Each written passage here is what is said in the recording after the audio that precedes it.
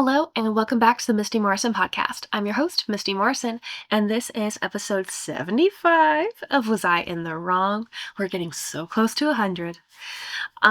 Here on the Misty Morrison podcast, if you've not been here before, we love to read or listen. We love to give advice and help others look back on their situations with that 2020 vision to see how they could have handled the situations more gracefully. Before we get into the stories for today, our usual housekeeping, whether you are new or returning, please remember to engage with content to help the channel grow. Every bit of online engagement is free and can help build the dream. Let's see. I got distracted. Everything just left my brain.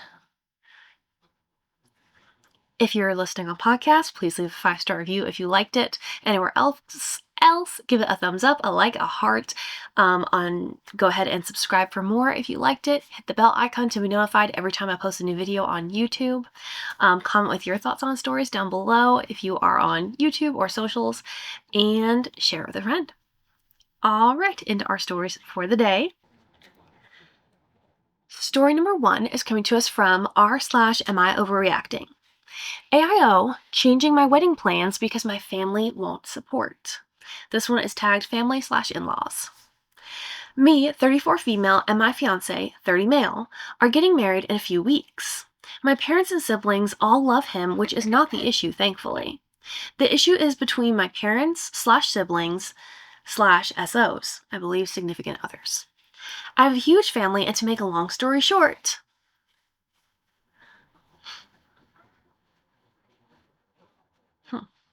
I got confused there for a second. I have a huge family, and to make a long story short, my oldest brother, let's call him Mitch, and I are basically estranged, and after his divorce, I've stayed extremely close with his ex. Let's call her Siggy. She is my sister. I've known her since I was 16, and she's been there for me more than any of my family members combined. Siggy and my brother have been divorced 6 years now. They've remained friends and have a good co-parenting relationship. They've both moved on, and her boyfriend, let's call him Jasper, are all guests at the wedding. Siggy is a bridesmaid of mine, which my family have opinions on, but I haven't received pushback. They know how close we are. Mitch, Siggy, and Jasper are all friends and have no issues. However, the rest of my family have personal issues with her. I'm supposed to get ready at my parents' house the morning of my wedding, which is also where my out-of-town brothers and nieces and nephews are staying. After talking to the other family staying there, they have all agreed they have no issues with Siggy and Jasper being there, that they will put aside personal issues to support me. That said, my dad has put his foot down and said under no circumstances are Siggy or Jasper allowed at his house. So now I'm considering moving my getting ready to a hotel so that I'm able to have Siggy and my other bridesmaid present to help me with getting ready. This complicated logistics because Siggy's children will not be able to get ready with us. They're in the wedding and stayed at my parents'. And additionally, my mom won't be at the hotel to help me get ready either. I'd rather have my girls there and no drama, but it is bittersweet losing out on the moment with my mom. Am I overreacting by moving the location to avoid drama? Or should I keep it at my parents' house, lose the help of my closest friend, and pray that they don't start drama anyway? Ask any questions. There's a lot more people and details that may help clarify if needed. And this was posted 8 days ago, but the post is locked. There is an update. We booked the hotel room for getting ready. At first, we weren't going to tell the family ahead of time because the sooner they know, the more time they'd have to be upset and in our space over it. After factoring in other logistics, we decided to tell my mom. She was upset and questioned if she'd be invited. I told her I hadn't made that decision yet because we want to make sure she's on good behavior before solidifying the invitation. Oh. Fiance and I feel amazing about the decision and a huge relief off of us. The wedding is in 12 days. I'll be back with the report once it's done and everything is settled. Ooh, good for you guys. Let's see. Are you reacting for changing the plans because your family is not being supportive? No. Not at all. I think you absolutely made the right choice here. Especially based on your update here where you said you're waiting to make sure that your mom is on good behavior before solidifying the invitation. That tells me that you are most definitely closer with your sister Siggy, and she would be the most important person to have there helping you get ready. So Yeah, I think you made the perfect choice for you to be able to get ready with your bridesmaids. That's what you wanted. Those are the people who have been most supportive of you. I hope your wedding is lovely, and I hope everyone can keep their drama to themselves. I'm gonna go look at OP's page real quick to see if she did a separate post. She has not, which, let's see, if the update was also on the same day that the post initially was, it was 8 days ago, so there's 4 more days before the wedding. Story number 2 is coming to us also from r/Am I Overreacting? And the title is, Am I Overreacting? This one is tagged work/career. I have 2 days left at my current job as a patient care technician at a surgical center. When I was hired, I was told I would be full-time and working 4 10-hour shifts each week. After talking with coworkers, I learned that no one has actually been receiving full-time hours consistently for the past 2 years, even if they are classified as full-time employees. For the 2 months I've worked here, my schedule has changed frequently, almost every single shift, but this week has been especially bad. Yesterday, my schedule was changed at 5:08 p.m., requiring me to report at 5:30 a.m. the next morning. Similar last-minute schedule changes have happened repeatedly throughout the week, sometimes as late as 7 p.m. the night before shift. The lack of consistency and notice has caused significant stress. I developed eczema for the first time. My heart rate often increases to 110 to 140/80 beats per minute when coming to work. I've been experiencing migraines, and I felt like crying almost every day this week.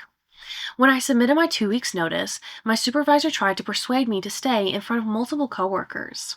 I explained that my reasons for leaving were the inconsistent scheduling and inability to obtain the full-time hours I was promised. In addition to the scheduling issues, the air conditioning was out yesterday, creating uncomfortable working conditions, and I was also subjected to an incident where some F-head exposed his nutsack to me. Given all these factors, I'm extremely frustrated and exhausted, and I'm struggling to get through my final 2 days. I want to walk out. Am I overreacting? Heck no. Let's see, this was 6 days ago. I hope you didn't walk out just because it's so much better for your resume and future hiring if you stay and work your notice period. Yeah, this sounds awful. I also left a job one time because the scheduling was terrible. Like, management was bad. According to the manager, it was the corporate policy that people had to work both opening and closing shifts.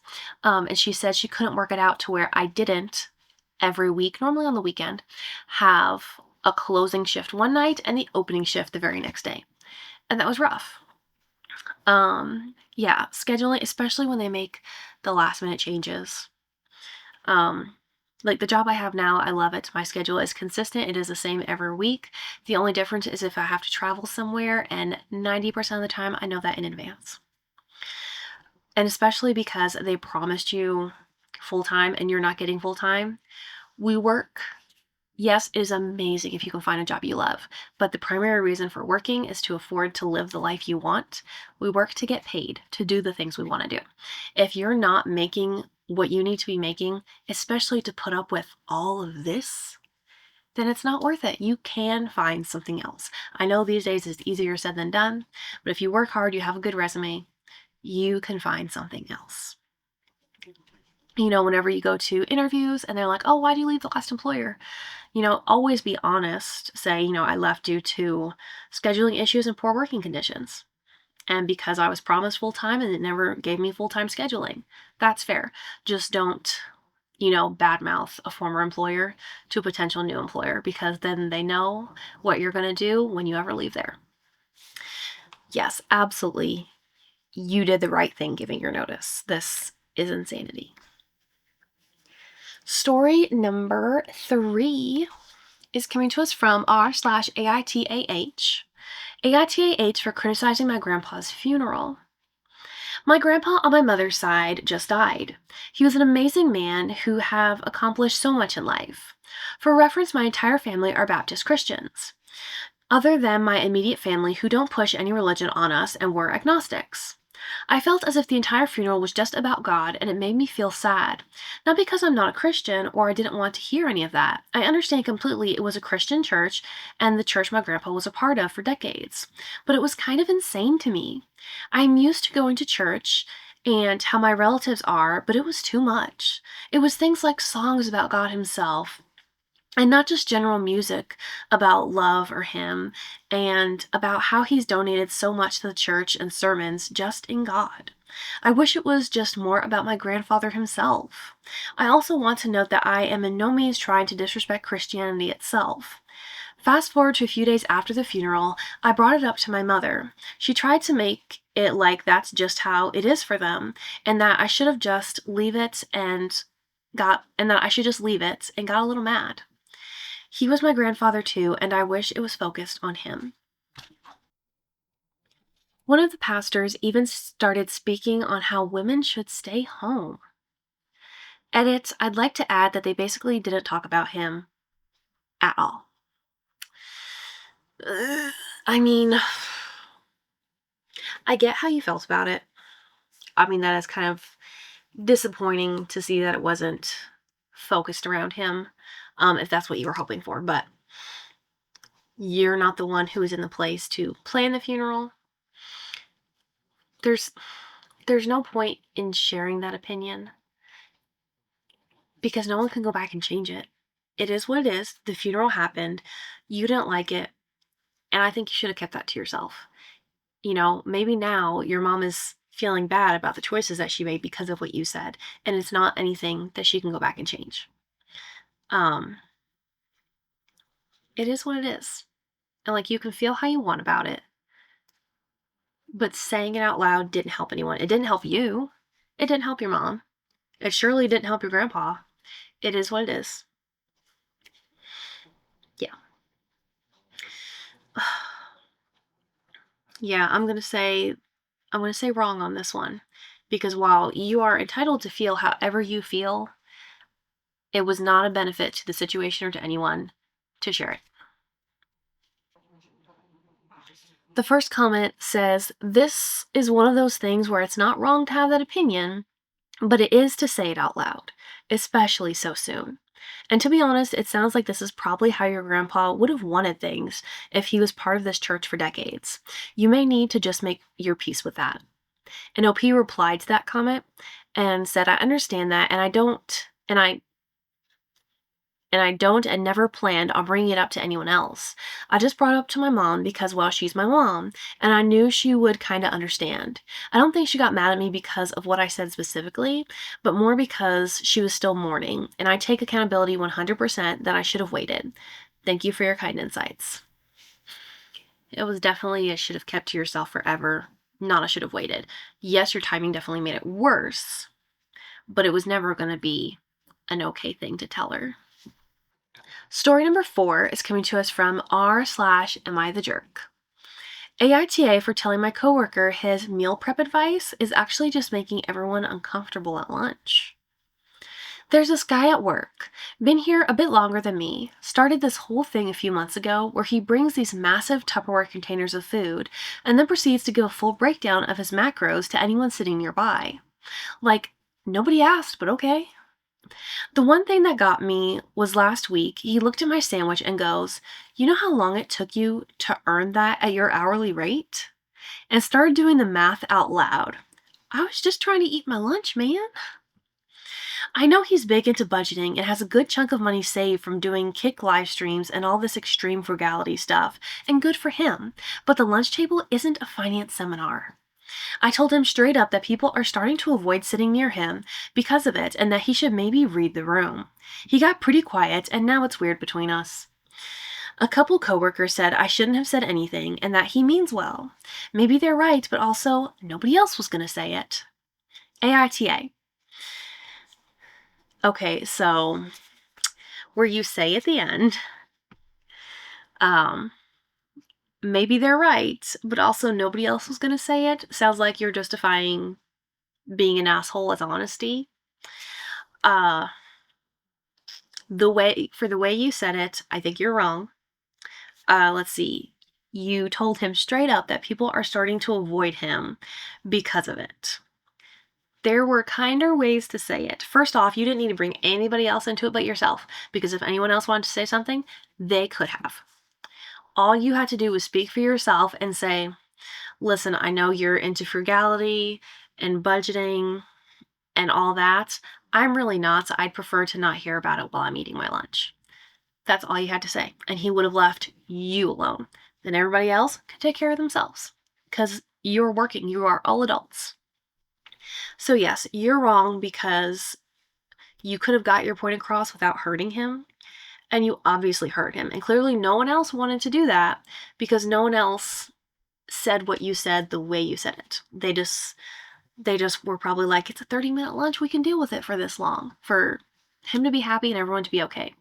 So you made it weird because you were hurtful, and it didn't have to be that way. So yeah, you're wrong. You just tried to camouflage being an asshole as honesty, and it is not the same thing.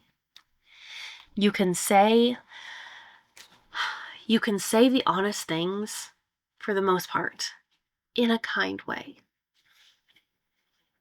Story number 5 is coming to us from r/Am I the Jerk? AITJ, roommate terminated lease. TLDR, I asked my roommate for a more fair split of our space. She didn't do anything about it. Then within weeks, let a boy from my past sleep over. Installed cameras to monitor me and sent me a lease termination. She's not my landlord. Wow. I moved into a 2-bed, 1.5-bath house and paid the same rent as my roommate.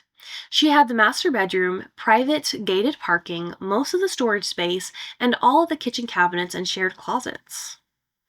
Why? I had a much smaller bedroom, street parking, and very limited storage. At one point, all I had outside my room were 2 bathroom doors. We did not know each other previously and got along great till I brought up the unfair distribution of shared space in the home and asked for change. Over 5 months, I tried to be a considerate roommate. I left notes, made baskets, arranged flowers after a breakup she had with a boy she really liked, and generally tried to be supportive. One time she called me at 2 a.m. from a music festival 2.5 hours away because she couldn't find a place to stay. Earlier that day, I had driven there with her under the impression we both had complimentary passes, only to find out she only had one for herself and wanted me to buy a $900 ticket. I drove home, but later still got up in the middle of the night and drove 5 hours round trip to pick her up when she wanted a ride. Going above and beyond in the roommate department for sure. From the beginning, there were a lot of rules. Only certain toilet paper, bamboo, no microwave, only specific cat litter, and anything I brought into shared spaces were to be stored in my room because the common areas were already full of her belongings, and she wanted mine put away. When I started asking for more storage space, things seemed to deteriorate. It didn't feel like an equal roommate arrangement and started feeling like I was paying for half of a lifestyle I wasn't living. The household expectations felt uneven. I was expected to wash dishes immediately, while dishes she left out could sit for days. Rules felt strict when they applied to me and flexible when they applied to her. She frequently wanted to know where I was going, who I was with, and when I would be home. If I had guests over, she wanted notice. Yet there were multiple occasions where I came home to people in the house with no warning, even if neither of us were home. She'd order me to do chores and had no regard for my plans or obligations. Things escalated when she started making decisions that affect me directly. It sounds more like you are the live-in help at this point, except you're not getting to live there for free, sometimes like help or a maid does. You are paying for the privilege of being her maid. Things escalated when she started making decisions that affected me directly. At one point, she informed me that a guy from my past would be sleeping over while someone I was going on dates with was visiting. When I expressed discomfort, she responded that she was telling me, not asking.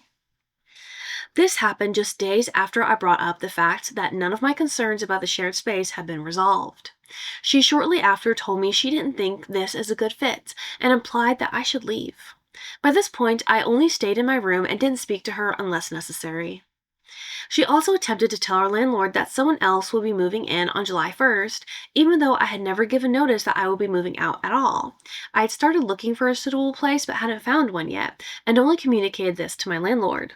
After I stopped doing favors and errands for her, she would start fights and installed cameras inside the house pointed toward the living room and kitchen. It felt less like security and more like surveillance, especially given we don't even lock the doors. When I pointed out that the cameras indoors were illegal without consent, she moved them to the exterior facing just the front door. Due to this, I stopped informing her when I was having people over and told her if she's curious, she can check her camera, as I had no access to it. She also sent me 5 months of utility charges that had never come up before, including charges for her storage units. The final straw was when she sent me what she called a notice of termination, citing California tenant laws and threatening further legal action if I did not leave within 30 days. The issue is that I am on the lease with the landlord and she is not my landlord. It feels like the situation went far beyond two people simply being incompatible roommates. It felt increasingly controlling, one-sided, and inappropriate. Yeah. I mean, okay, the question is AITJ roommate terminated lease. And I mean, that's a question about how they acted. But in this situation, you're right. Roommate is cray cray. She's losing it. It was bad to start with, and the fact it's like she just expected that she could steamroll you, because the fact that it was immediately after you brought up the shared distribution of space and wanted things adjusted, because I don't think you mentioned how much you're paying, but you make it sound like you're paying equal amounts for the rent with you getting very little of the space. She deliberately created a hostile environment once you objected to the status quo to kind of force you out. And I mean, like, once she made the place so hostile, it's not worth staying. So I'm glad that you were proactive. You started looking for a place of your own or a place to get with another roommate. I'm glad that you let your landlord know. I hope you took this letter that she gave you to the landlord. But I don't think, like, if you're on the lease with the landlord, I don't think she can really do anything. Of course, you don't want to stay because this is not a good environment to stay in. But I hope, let's see, this was just posted 2 days ago. So I hope you find something very quickly so you can get out of this situation, because it is horrible. You were a friend to her, like driving a 5-hour round trip just to go get her because she didn't have her shit together. That was more of a friend than a roommate. You tried so hard to be good to make the situation work. And not only did she not appreciate it, she took advantage of it. And once it wasn't working for her anymore, she was done with it. So you're right. Your roommate is cray cray. I hope when you find a new place, you either are able to get it by yourself, or maybe there's some kind of vetting process you can do for a potential roommate to make sure it's going to work. So yeah, that is 5 stories for this week's episode of Was I in the Wrong? Thank you so much for being here for another episode of the Misty Morrison podcast. Remember, start each day with a grateful heart. Kindness changes everything, and I'll see you guys next time. Bye.